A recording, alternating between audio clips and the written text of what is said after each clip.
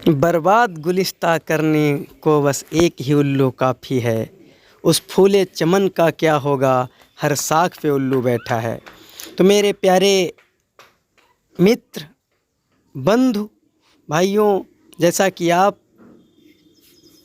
पता ही है कि हाई स्कूल लेवल पर आपके लिए लेटर और एप्लीकेशन में से 3 नंबर के 2 क्वेश्चन पूछे जाते हैं। तो दोनों को कैसे सॉल्व करेंगे, ये वीडियो अंत तक देखें। तो सबसे पहले ये दिया है, write an application to your principal to grant you 5 days leave to attend your sister's marriage. यानी आप हाई स्कूल लेवल पर हैं तो ये समझ लीजिए कि बहन आपकी बड़ी ही होगी, ये कन्फर्म है। तो एप्लीकेशन लिखने का सबसे पहले तरीका आप जब देखेंगे तो ये वीडियो अंत तक देखेंगे। इसमें हमने 5 एप्लीकेशंस बताए हैं, क्योंकि ये वीडियो हमने जो बनाया था उसमें क्या हुआ कि माइक बंद हो गई थी, जिसके चलते आवाज़ नहीं आई थी, तो वीडियो वॉइसलेस हो गया था। इसलिए हमें एडिट करके वीडियो बनाना पड़ रहा है आप लोगों के लिए। तो अगर कोई दिक्कत है तो आप ज़रूर कमेंट करिएगा। कोशिश करेंगे कि हम आपको मतलब प्रत्येक वर्ड के साथ ही समझाते चलेंगे। तो सबसे पहले एप्लीकेशन में हम क्या लिखते हैं, तो सबसे पहले हम अपनी कॉपी के सिर्फ बिल्कुल बाएं साइड में लिखते हैं टू, और उसके बाद लगाते हैं कामा, द प्रिंसिपल, उसके बाद भी कामा, और किसी भी विद्यालय का जो आपको सरल लगे, इजी लगे, वो आप लिखेंगे। वो कहाँ पर है वो डाल देंगे। जैसे हमने औरंगाबाद डाल दिया और खीरी जिला डाल दिया। एक तरीके से आप कुछ भी डाल सकते हैं, आप जहाँ के निवासी हैं, जहाँ के रहने वाले हैं। उसके बाद क्या होता है, डाला जाता है सब्जेक्ट। सब्जेक्ट क्या होता है कि सब्जेक्ट का मतलब होता है विषय, यानी किसके बारे में एप्लीकेशन लिखने जा रहे हैं वो डालना बहुत ज़रूरी होता है। क्योंकि एप्लीकेशन में जब तक आप सब्जेक्ट नहीं डालेंगे तब तक एप्लीकेशन की सौंदर्यता जो है, ब्यूटीनेस जो होता है, वो उतनी नहीं रहती है। तो सब्जेक्ट डालते तो सबसे पहले किस पे लिखने जा रहे हैं, पहले ये डिपेंड करता है कि हम लिखने जा रहे हैं सिस्टर्स मैरिज पर। तो सिस्टर की मैरिज है तो इसका मतलब छुट्टी कितने दिनों के लिए चाहिए, तो आप बता रहे हैं कि 5 दिनों की छुट्टी चाहिए। तुम लोग क्या लिखेंगे, फिर सबसे पहले 5 दिनों की अगर छुट्टी लिखनी है तुम लिखेंगे 5 डेज़, सब्जेक्ट में 5 डेज़ लीव, 5 दिनों की छुट्टी किसके लिए, फॉर सिस्टर्स मैरिज, बहन की शादी के लिए 5 दिनों की छुट्टी। ये हमारा हो गया एप्लीकेशन। इतना समझ में आया। तो अब एप्लीकेशन में जब सब्जेक्ट लिख जाता है तो सब्जेक्ट के तुरंत बाद हम डालते हैं, जैसे रिस्पेक्टेड सर। बहुत से टीचर या बहुत से बच्चे भी करते हैं कि वो सर भी लिख सकते हैं और मैडम भी लिख सकते हैं। लेकिन थोड़ा क्या करें कि हम लोग लिखें कि रिस्पेक्टेड मैडम या रिस्पेक्टेड सर। इसका मतलब कि जैसे मान लेते हैं कि सम्मानित अध्यापक महोदय या सम्मानित महोदया, तो ये डालते हैं। उसके बाद हम सेंटेंस अपने जो कि होता है वास्तविकता जो होती है, अब वास्तविकता को कई तरीके से प्रस्तुत किया जा सकता है। आप ये समझिए कि छुट्टी पे यहाँ पर जो दिया है, जैसे मालिक केवल छुट्टी पर होता तो क्या करते, तो हम यहाँ से चाहते तो ये लिख सकते थे कि I beg to say that. ये सब में लिखा जाएगा, I beg to say that तो सब में ही लिखा जाएगा। तो अगर केवल बीमारी पर लिखें तो I beg to say that I have been suffering from fever since last day so I can not come to school. तो इस तरीके से भी लिख सकते हो। अगर आप ये लिखना चाहो, आई एम इल, मैं बीमार हो गया हूँ, ऑल ऑफ सडन, अचानक, so I think I can not come to school, ये भी लिख सकते हैं। लेकिन सिस्टर पे लिखना है तो क्या लिखेंगे, तो इसको देखते हैं। चलिए, I beg to say that, मैंने बोला सब में लिखा जाता है। अब ये हो गया I beg to say that. हम बड़ा करके भी लिख सकते हैं और छोटा करके भी लिख सकते हैं।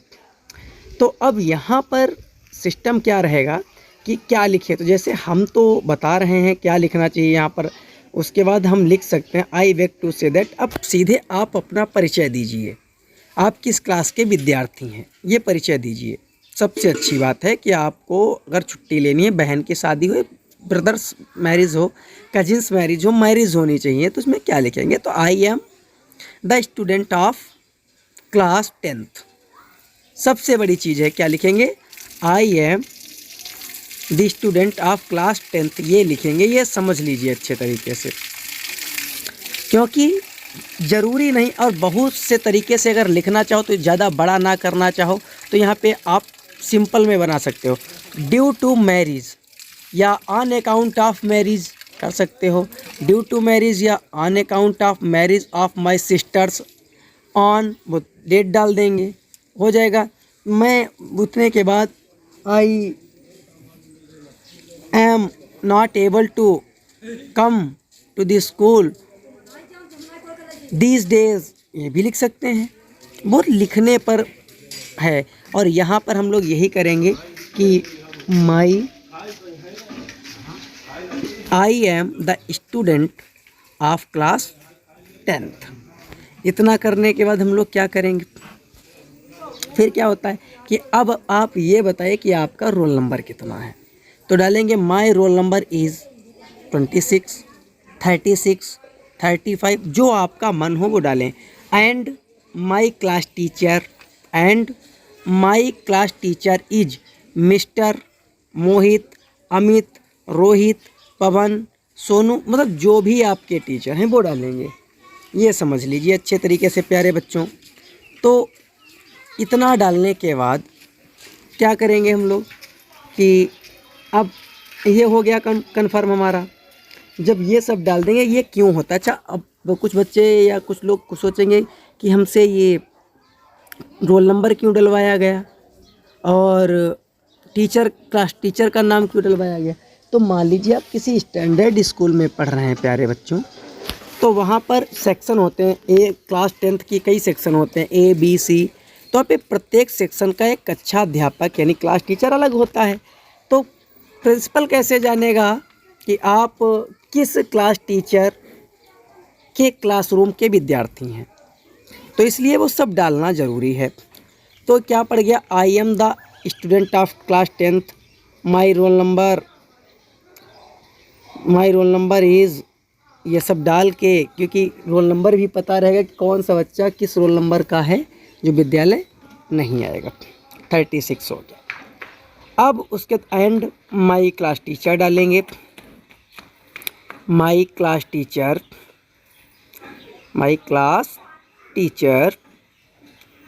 Is mister, my class teacher is mister Mohit. इतना हो गया। अब ये इसके बाद क्या होता है? क्लास टीचर कंफर्म हुआ। अब क्या करना है कि अब ये बताना है कि आखिर हम स्कूल जाएंगे कि नहीं। मैंने अपना तो पूरा बता दिया। अब बताएंगे कि माई इल्डर, इसके बाद क्या लिखेंगे? माई इल्डर सिस्टर्स मैरिज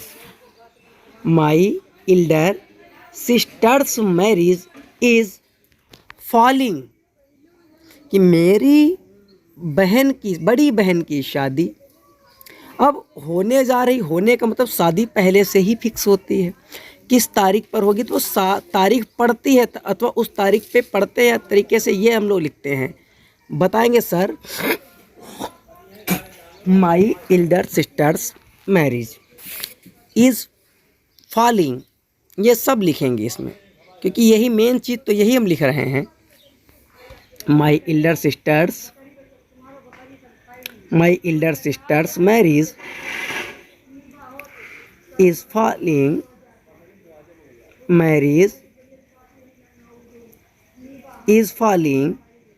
अब कोई डेट लिखेंगे जिस तारीख को आपकी बहन की शादी है, तो वो डेट लिखेंगे हम लोग। अब डेट लिखने के बाद तो हम लोग लिखेंगे फॉलिंग ऑन। अब कोई तारीख बताएंगे, हम लोग तारीख बताएंगे तो किस तरीके से बताएंगे? कोई तारीख, जैसे हमने यहाँ पे 29/2024 ये हमारी तारीख हो गई। ये मतलब इस तारीख को हमारी बहन की शादी है। इतना कन्फर्म हुआ। अब शादी है तो उसके बाद हम लगाएंगे फुल स्टॉप। क्या लगाएंगे प्यारे बच्चों? Full stop. अब फुल स्टॉप के बाद देखते हैं क्या होता है। फुल स्टॉप लगाएंगे, ये तो मैं बता दी। अब क्या करेंगे? इसलिए, या अब बोलेंगे शादी है इसलिए, सो लगा सकते हो बीच में, या मुझे I have to do a lot of work, मुझे बहुत सा कार्य करना है, मुझे बहुत सा कार्य करना है।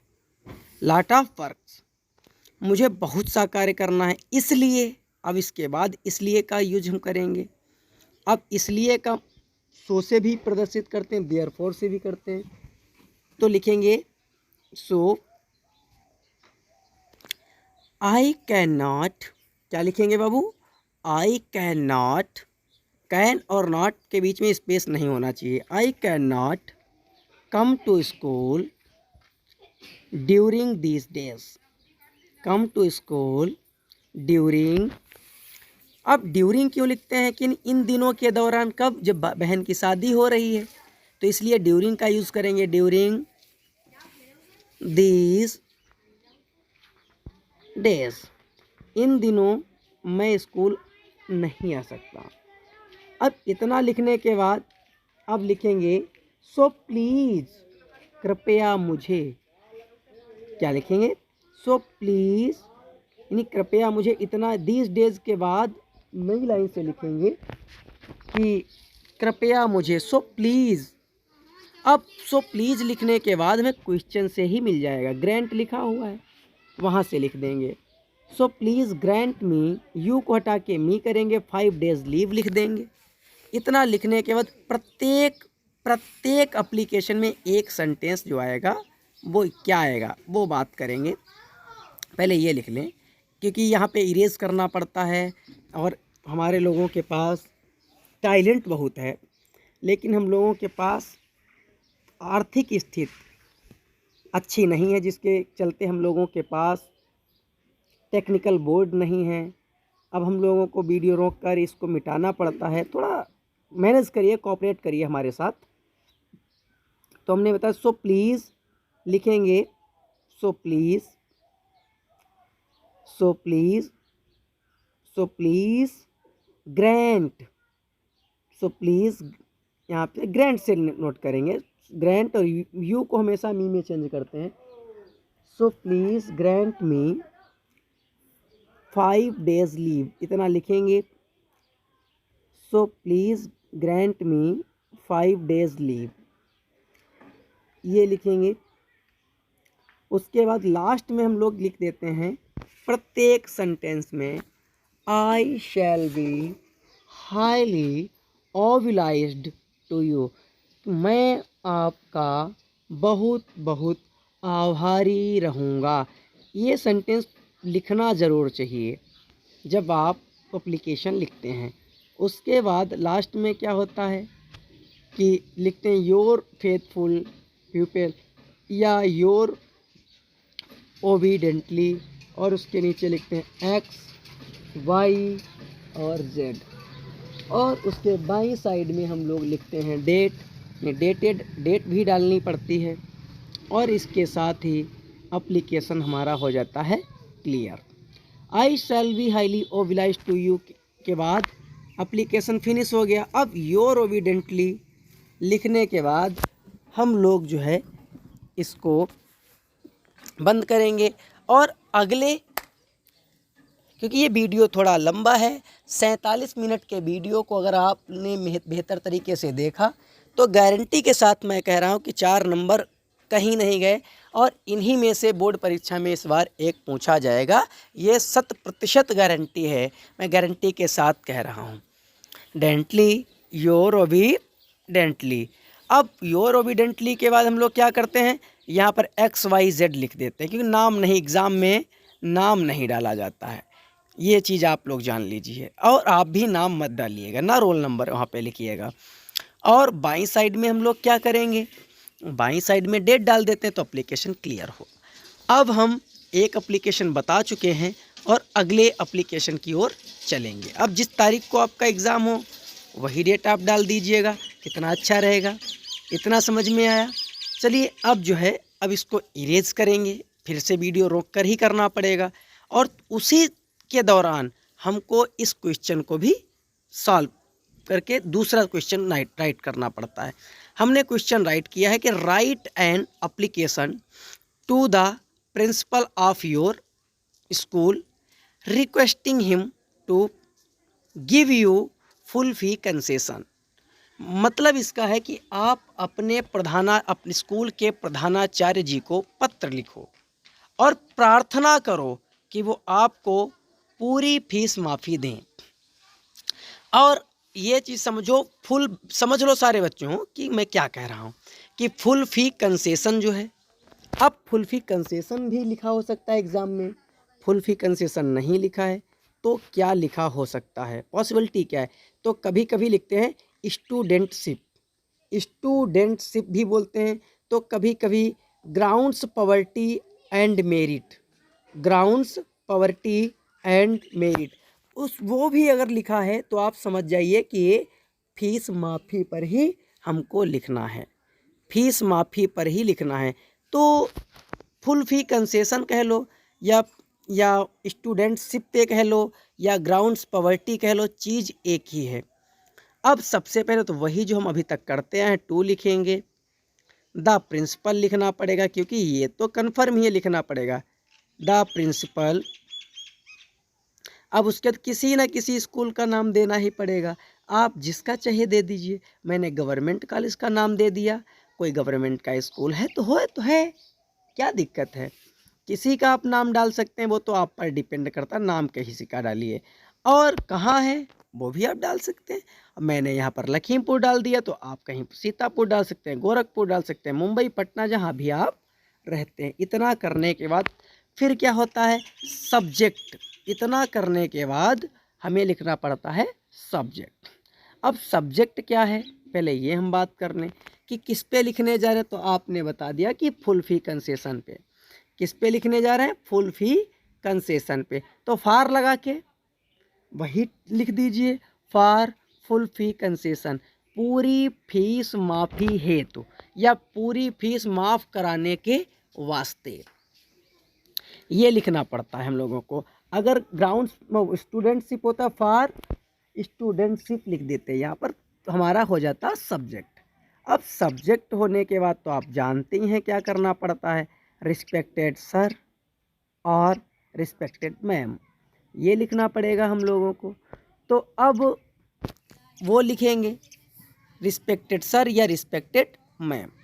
तो आप लोगों ने अभी तक चैनल को सब्सक्राइब नहीं किया तो प्लीज़ कर लीजिए, मेहनत कर रहे हैं आप लोगों के लिए ही, कुछ ना कुछ हम भी आगे बढ़ जाएंगे आप लोगों के सहारे से। क्योंकि आप लोग तो अपना 1 या 1.5 GB रोज़ ख़त्म ही करते हैं इंस्टाग्राम पर, फेसबुक पर। थोड़ा हम लोगों का भी सहयोग करेंगे तो हो सकता है एक गरीब इंसान को 2 टाइम की रोटी ही मिल जाए।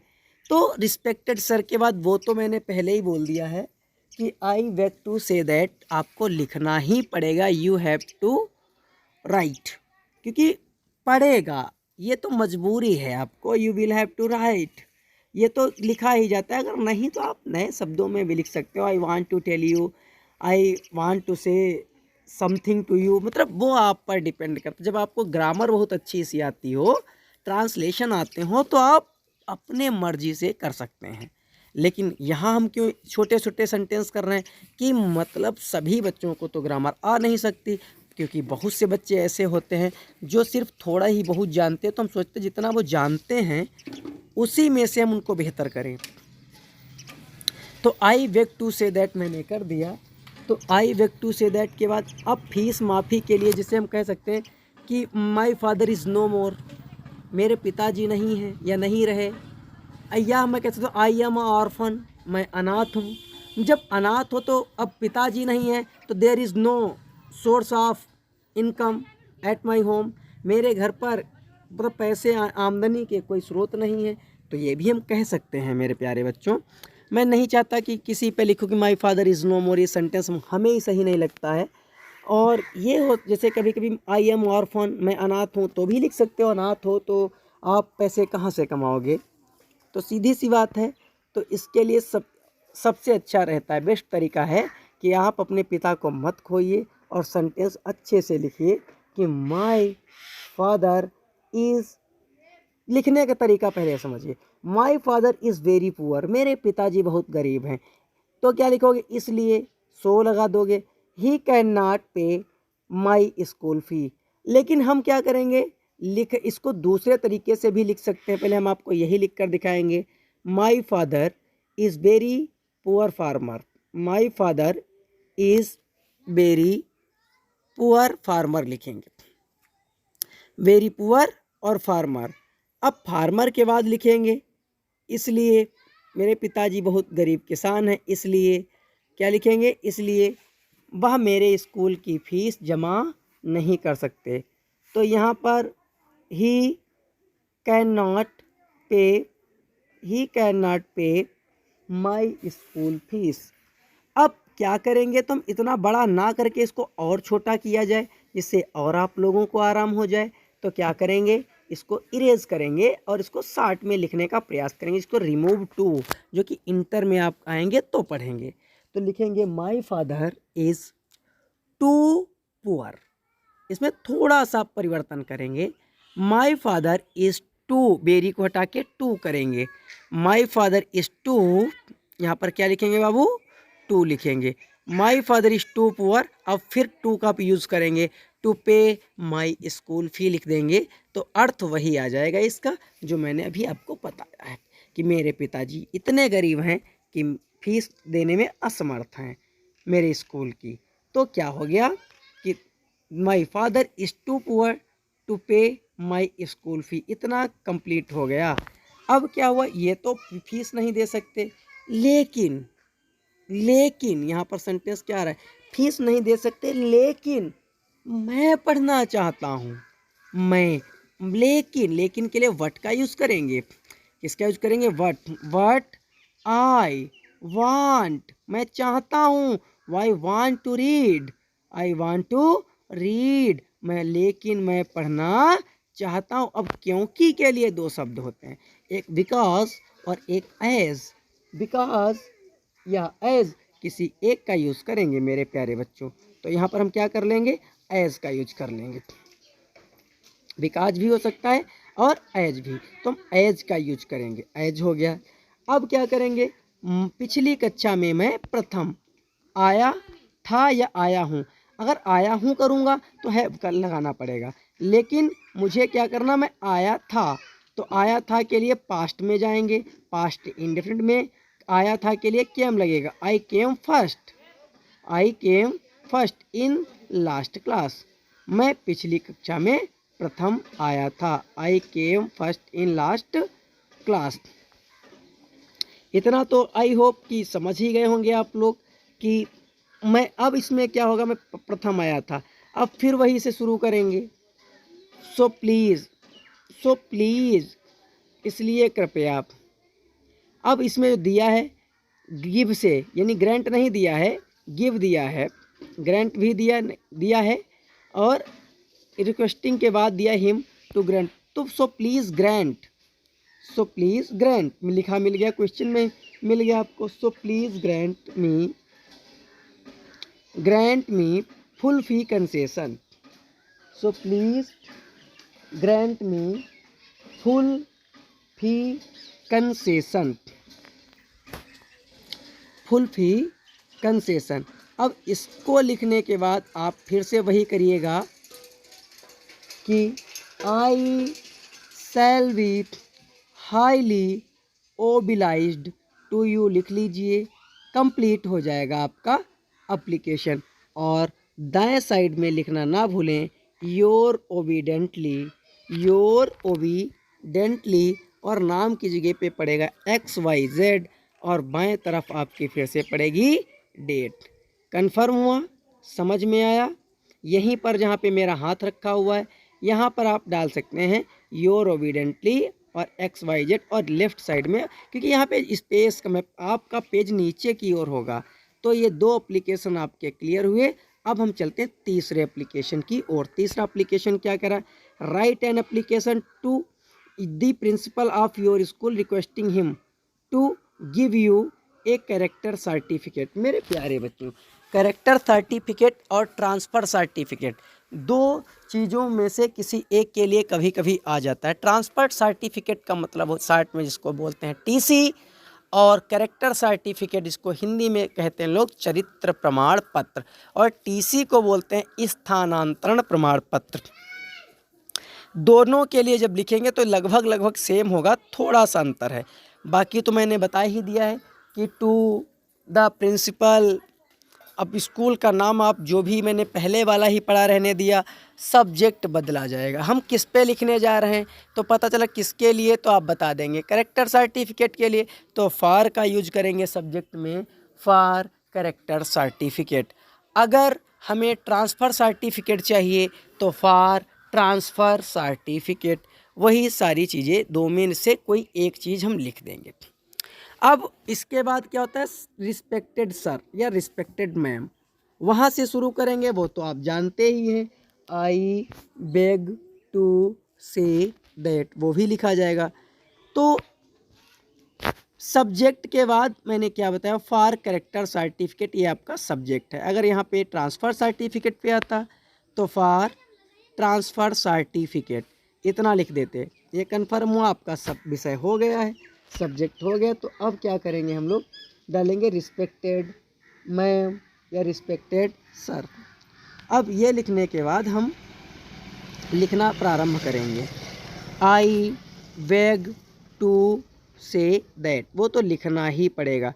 अब इसके बाद क्या होता है, जैसे मान लिया ट्रांसफ़र सर्टिफिकेट पे लिखना है तो लिखेंगे my father has been transferred to Ghaziabad, मेरे पिताजी का स्थानांतरण गाज़ियाबाद हो गया है, इसलिए so me and my family is going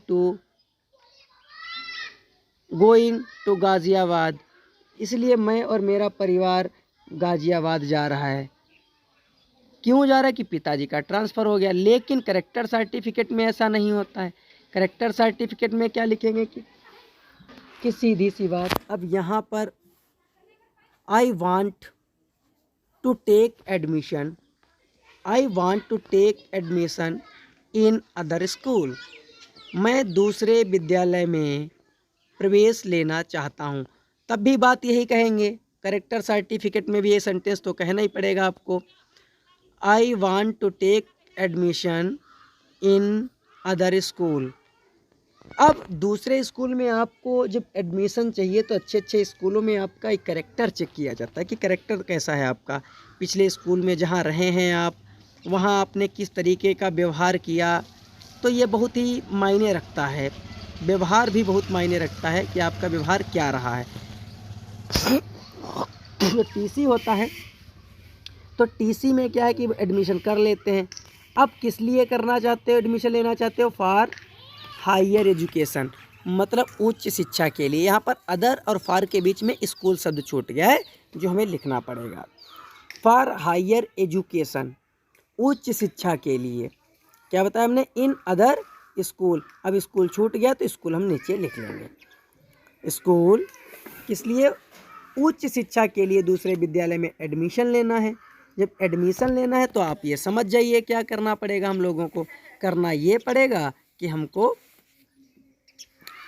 character certificate अपने पुराने विद्यालय से बनवा कर वहाँ देना पड़ेगा। जबकि जॉब करते हैं या गवर्नमेंट में भी कभी कभी मांग दिया जाता है हमसे, तो क्या करेंगे, so there is a demand, इसलिए there is a demand, so there is a demand of character certificate, there is a demand for character certificate. ये भी चीज़ें हम तैयार करेंगे कि कैरेक्टर सर्टिफिकेट भी एक बहुत ही अच्छा रोल जो है प्ले करता है। तो there is a demand of my character certificate, कि जहाँ पे मेरे चरित्र प्रमाण पत्र की आवश्यकता है या मांग की गई है। To give me admission, to give me admission, मुझे प्रवेश देने के लिए वहाँ पर मेरे चरित्र प्रमाण पत्र की मांग की गई है, तो मुझे ये चाहिए। तो अब इसको इतना हो गया तो फिर वही लिखेंगे सो प्लीज़, या काइंडली लगा सकते हैं, काइंडली से भी हम इसको कर सकते हैं। तो लिखेंगे सो काइंडली, इसलिए कृपया काइंडली का मतलब भी कृपया कृपया, और प्लीज़ का मतलब भी कृपया ही होता है। वो लिखेंगे सो प्लीज़ या so kindly give me my character certificate soon भी लिखेंगे, अगर नहीं लिखेंगे तो भी चलेगा। तो कुछ लोग लिखते हैं तो issue my character certificate an early date, मतलब जल्दी से जल्दी बनवा दीजिए, वो भी सही है। ये नहीं मैं कह रहा हूँ कि वो गलत है। तो लिखने के तरीके हैं, आप अपनी बात को किस तरीके से रख रहे हैं। तो इतना लिखने के बाद हमको वही लिखना, पर लास्ट का जो सेंटेंस फिर वही आ जाएगा, I shall be highly obliged to you, और फिर वही डाल देंगे योर ओबीडेंटली और एक्स वाई जेड डाल देंगे। ये चीज़ आप ना भूलिएगा। तो हम लिखेंगे यहाँ पर क्या लिखे बताया था हमने आपको कि प्लीज़ भी लिख सकते हैं और काइंडली भी लिख सकते हैं, लेकिन सो का मतलब भी इसलिए होता है और देयरफॉर का मतलब भी इसलिए ही होता है। तो दोनों चीज़ें हम एक साथ में नहीं कर सकते, इसलिए हमको अलग अलग करना पड़ेगा। तो देखते हैं क्या है ये। अब यहाँ पर हम लिखेंगे सो काइंडली ही लिखेंगे। क्या लिखेंगे? So kindly. और आप लोग अच्छी तरीके से जानते हो कि ट्रांसफ़र सर्टिफिकेट पे होता, तो ट्रांसफ़र सर्टिफिकेट में पिताजी दिल्ली गए हैं, वहाँ पर हमें ट्रांसफ़र सर्टिफिकेट की आवश्यकता है कि I need my transfer certificate to to be admitted, मतलब वहाँ पर एडमिशन मिलने के लिए मुझे उसकी आवश्यकता है। Please so please issue my transfer certificate soon को हटा के अर्ली डेट भी बता सकते हैं, जल्दी से जल्दी हमको चाहिए। अब यहाँ पर क्या है, अब देखेंगे हम लोग कि इस पे लिखेंगे देयरफॉर भी लिख सकते हैं और सो प्लीज़ भी, सो काइंडली भी लिख सकते हैं।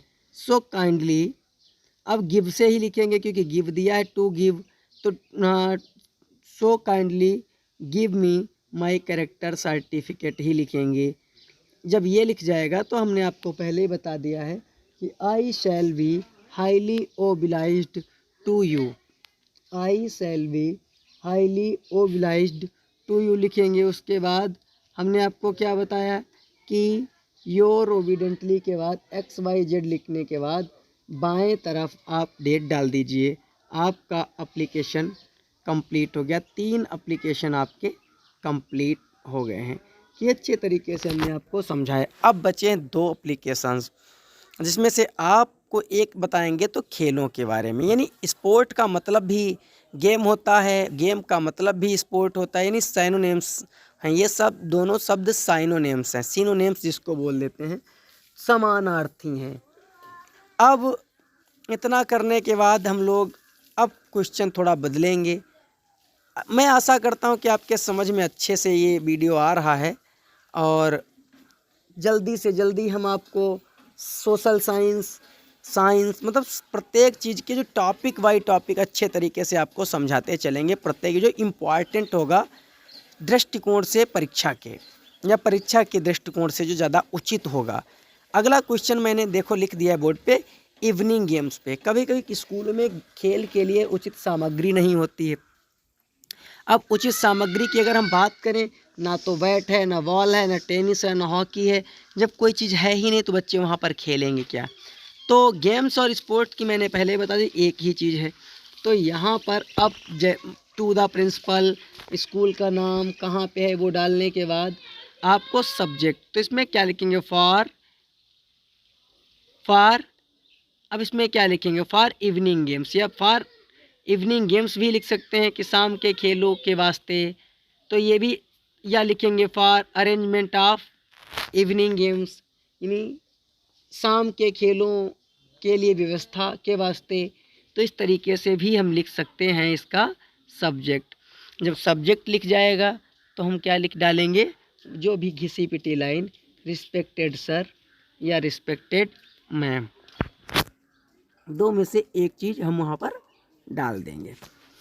चलिए अब देखते हैं कि आपने अभी तक अगर चैनल को सब्सक्राइब नहीं किया तो कर लीजिए और लाइक भी कर दीजिए। इतनी मेहनत जो कर रहे हैं आपके लिए कि 1-1.5 घंटे वीडियो बनाने में लगता है। स्कूल में पढ़ाते हैं तो वहाँ पर वीडियो बनाते बोर्ड को मिटाने के लिए रुकना पड़ता है। बहुत कुछ आप लोगों के लिए सहते हैं मेरे प्यारे बच्चों, बहुत कुछ मेरे प्यारे भाइयों, बहुत कुछ देखना पड़ता है। और अब एडिटिंग भी करनी पड़ रही है क्योंकि आवाज़ नहीं आई तो उसकी भी एडिटिंग करनी पड़ी। इसमें अगर आवाज़ नहीं आएगी तो आप समझेंगे कैसे। तो इसमें हमने बताया गेम के लिए क्या लिखा है, तो वो सेंटेंस जो है घिसा पिटा है कि आई वेक टू से दैट, आपको ऐसे ही लिखना पड़ेगा। आई वेक टू से दैट लिखा रहने दीजिए। अब यहाँ पर हम बात करेंगे हमारे स्कूल के अत्यधिक विद्यार्थी। हमारे स्कूल के अत्यधिक विद्यार्थी को हम कहते हैं most students of our school भी लिख सकते हैं, या मोस्ट ऑफ द स्टूडेंट्स भी लिख सकते हैं। तो लेकिन हमने लिख के आपको बताया कि मोस्ट ऑफ द स्टूडेंट्स, लेकिन हम यहाँ पर ऑफ द को हटा देंगे। ऑफ द को हटाएंगे, क्या लिखेंगे, इसको मिटाना पड़ेगा क्योंकि ज़्यादा अच्छा लगेगा ना, छोटा हो जाएगा। मोस्ट स्टूडेंट्स रखेंगे, ऑफ द को हटा देंगे।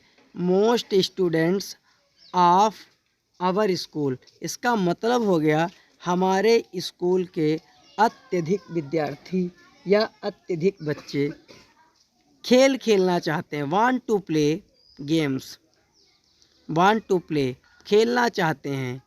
क्या खेलना चाहते हैं, खेल खेलना। खेल को क्या बोलते हैं, स्पोर्ट्स बोलते हैं, गेम्स, गेम्स खेलना चाहते हैं। लेकिन, लेकिन का मतलब खेलों में जब कुछ है ही नहीं तो क्या खेलेंगे। अब यहाँ पर लिखेंगे वट, गेम्स के बाद कंजंक्शन लगाएंगे वट, क्योंकि there is no proper regular arrangement of evening games. ये सेंटेंस लिखना पड़ेगा। There is no proper regular arrangement of evening games.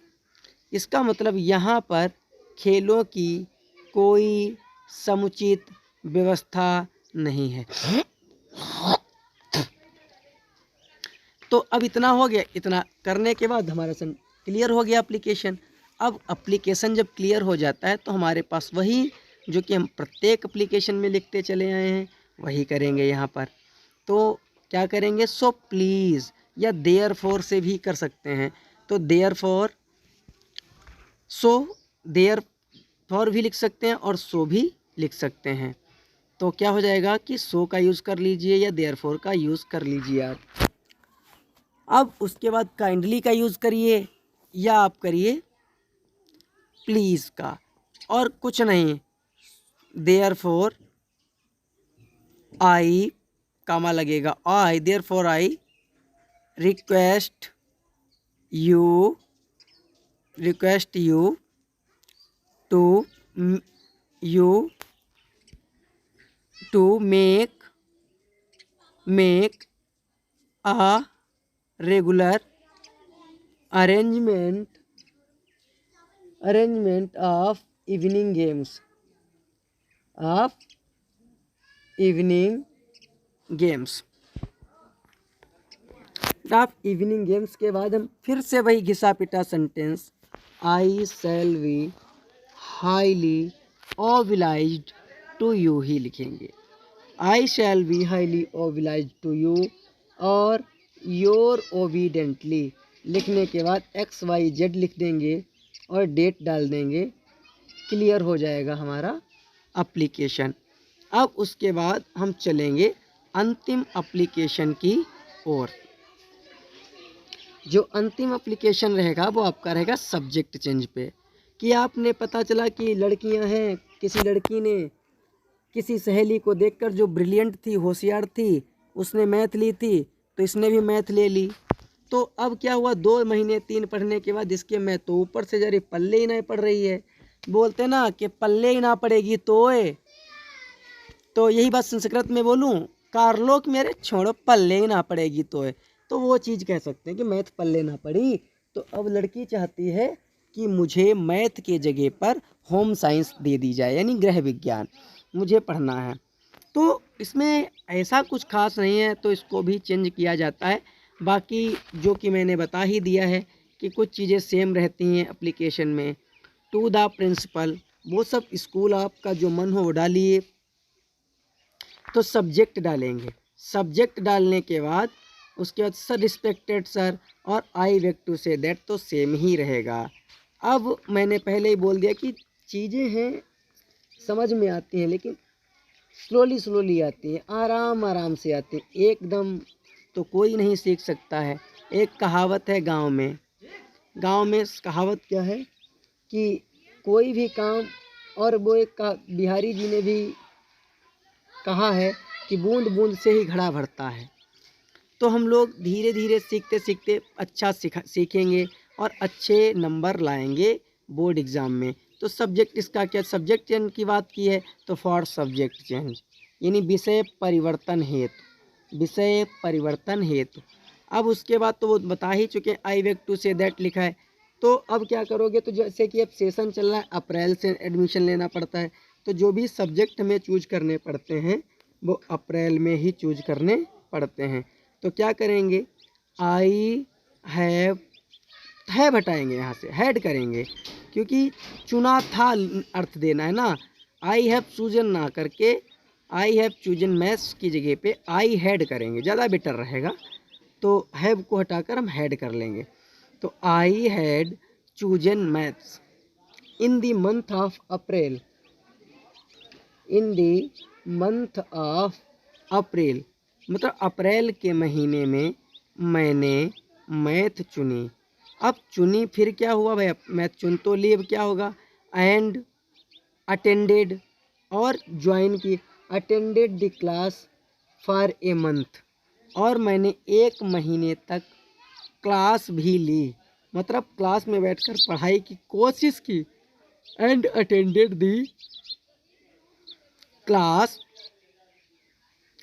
The class for a month. अब जब क्लास एक महीने ली फिर क्या हमें पता चला, बट नाउ, लेकिन अब, बट नाउ का मतलब होता है लेकिन अब बट नाउ की अगर बात की जाए, आई नहीं लिखेंगे, बट नाउ आई, अब आई फील, अब आई लिखेंगे, बट नाउ आई फील, अब मुझे लगता है।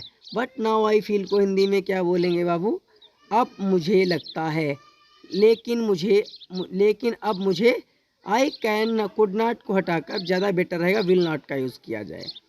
I will not pass with it, अब मुझे लगता है कि मैं इससे पास नहीं हो पाऊंगी या हो पाऊंगा।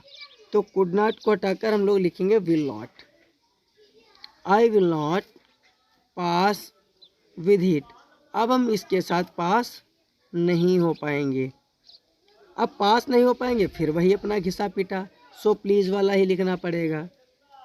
सो प्लीज़ वाला सेंटेंस विद इट के बाद क्या लिखेंगे, so please allow me, so please allow me to read home science instead of math, ये लिखेंगे हम लोग। क्या लिखेंगे बाबू, प्लीज ग्रांट मी, ग्रांट हटाओ, अलाउ मी कर लो। सो प्लीज अलाउ, क्योंकि जब सब्जेक्ट अलाउ ही किया जाता है पढ़ने के लिए, गिव को हटाएंगे, अलाउ ज़्यादा बेटर रहेगा, तो अलाउ लिखेंगे। हाँ, so please allow me to read home science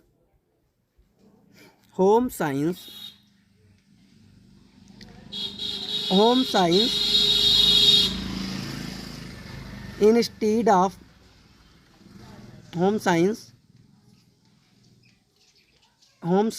instead